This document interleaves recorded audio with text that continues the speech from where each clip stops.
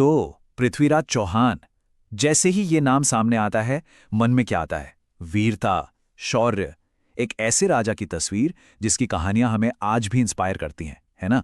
लेकिन एक सवाल है, क्या जो कहानी हम सब ने बचपन से सुनी है वही पूरी कहानी है, या फिर इतिहास के पन्नों में कोई और ही दास्तां छुपी है? चलिए आज मिलकर इसी की पड़ताल करते हैं। बिल्कुल, यही वो भावना है, यही वो अमर गाथा है, भारत के उस सपूत की जिसके साहस और आत्मसम्मान की मिसालें आज भी दी जाती हैं। एक ऐसा नायक जिसकी कहानियां पीढ़ियों से मानो हमारे खून में दौड़ती हैं। ये कहानी सच में किसी महाकाव्य से कम नहीं लगती। तो इस महाकाव्य का पहला अध्याय कहां से शुरू होता है? तराइन के मैदान से। कल्पना कीजिए, पृथ्वीराज चौहान की सेना और सामने मोहम्मद गोरी। जबरदस्त जंग होती है और गोरी की सेना हार जाती है। लेकिन फिर कहानी में एक मोड़ आता है। एक सच्चे क्षत्रिय की तरह पृथ्वीराज अपने हारे हुए दुश्मन को माफ कर देते हैं, उसे जीवन दान दे देते हैं। अब ये उनकी महानता थी या फिर एक ऐसी भूल जो आने वाले वक्त में इतिहास का रुख ही बदलने वाली थी? पर कहानी हमेशा सीधी नहीं चलती। किस्मत ने पलटी मारी। तराइन की दूसरी जंग। कहा जाता है कि इस बार धोखे से पृथ्वीराज की हार हुई। उन्हें बंदी बनाया गया और गजनी ले जाकर उनकी आंखें फोड़ दी गईं। यहां से कहानी एक बहुत ही दुखद मोड़ लेती है। पर एक बात याद रखने वाली है, राजा की आंखें गई थीं, हौसला नहीं। और फिर आता है वो लम्हा, वो पल जो इस पूरी कहानी को, इस गाथा को अमर कर देता है। सोचिए, गजनी का दरबार, दुश्मन सामने बैठा है और पृथ्वीराज जिनकी आंखों की रोशनी छीन ली गई है। उनके दोस्त और कवि चंद बरदाई एक दोहा पढ़ते हैं। बस उस आवाज को सुनकर, उस कविता को सुनकर पृथ्वीराज सिर्फ आवाज के सहारे तीर चलाते हैं। वही मशहूर शब्दभेदी बाण, और तीर सीधा जाकर लगता है मोहम्मद गोरी को। वीरता की एक ऐसी मिसाल जो शायद कभी भुलाई नहीं जा सकती। वाह, क्या कहानी है! यही वो कहानी है जो हम सब ने सुनी है और जिस पर हमें गर्व है।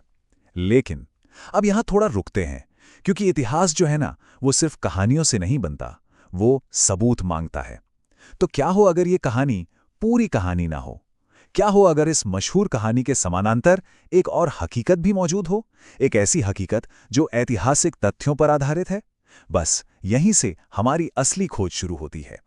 तो सवाल यह है कि पृथ्वीराज चौहान के बारे में हमें पता कहां से चलता है? देखिए, मुख्य तौर पर दो बड़े सोर्स हैं, और मजे की बात यह है कि दोनों में जमीन आसमान का फर्क है। एक तरफ है पृथ्वीराज रासो। ये एक महाकाव्य है। इसे आप एक एपिक पोएम समझिए, भावनाओं से, वीरता की कहानियों से भरपूर। और दूसरी तरफ है पृथ्वीराज विजय। ये एक ऐसा ग्रंथ है जो उन्हीं के जमाने में लिखा गया था, इसलिए ज्यादातर इतिहासकार इसे हिस्टोरिकल रिकॉर्ड के ज्यादा करीब मानते हैं। समझ रहे हैं? यहीं से किंवदंती और इतिहास की दो अलग अलग पगडंडियां निकलती हैं। तो फिर ये जानना जरूरी हो जाता है ना, कि एक महाकाव्य और एक इतिहास में आखिर फर्क क्या होता है? क्या हम दोनों को एक ही तराजू में तौल सकते हैं? जो कहानी हम सब जानते हैं उसकी जड़ तो पृथ्वीराज रासो में है। तो चलिए सबसे पहले इसी ग्रंथ को थोड़ा और गहराई से समझते हैं। तो पृथ्वीराज रासो, ये ब्रज भाषा में लिखा गया एक बहुत ही मशहूर महाकाव्य है। परंपरा तो यही कहती है कि इसे किसी और ने नहीं बल्कि पृथ्वीराज के ही खास दोस्त और दरबारी कवि चंद बरदाई ने लिखा था। इसमें राजा के जीवन की घटनाओं का जिक्र है, लेकिन एक काव्यात्मक अंदाज में, यानी फैक्ट से ज्यादा भावनाओं और नाटकीयता पर जोर है। अब ये जो टाइमलाइन है ना, इस पर जरा ध्यान दीजिए। यहां एक बहुत बड़ा पेच है। देखिए, पृथ्वीराज चौहान की मृत्यु कब हुई? लगभग 1192 में।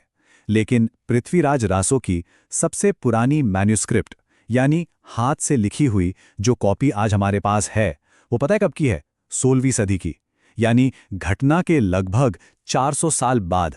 जरा सोचिए, 400 साल! इतने सालों में तो एक छोटी सी बात भी क्या से क्या बन जाती है। और बात सिर्फ इन 400 सालों की नहीं है। स्कॉलर्स का ये मानना है कि रासो कोई एक किताब नहीं है जिसे एक बार में लिख दिया गया हो। नहीं, ये एक बहती हुई नदी की तरह है जिसमें सदियों तक अलग अलग कवियों ने अपनी तरफ से नई नई कहानियां, नए नए किस्से मिला दिए। इसे और ज्यादा रोमांचक बनाने के लिए इसमें चीजें जोड़ी गईं और धीरे धीरे इसका जो मूल रूप था वो बदलता चला गया। यही वो बड़ी वजह है कि आज के ज्यादातर इतिहासकार इसे इतिहास का ग्रंथ नहीं बल्कि साहित्य का एक शानदार नमूना मानते हैं। तो चलिए अब आमने सामने रखते हैं रासो की कहानी को और ऐतिहासिक सबूतों को, देखते हैं कि इन दोनों में सबसे बड़े अंतर कहाँ-कहाँ हैं। तो चलिए एक एक करके देखते हैं। रासो का दावा है कि पृथ्वीराज ने गजनी में गोरी को मार दिया, लेकिन हिस्टोरिकल रिकॉर्ड्स क्या कहते हैं कि गोरी तो उसके बाद भी 14 साल तक जिंदा रहा और राज करता रहा। आगे बढ़िए। रासो में दिल्ली को पृथ्वीराज की राजधानी बताया गया है, पर उस जमाने के शिलालेख और दूसरे ग्रंथ बताते हैं कि उनकी राजधानी अजमेर थी।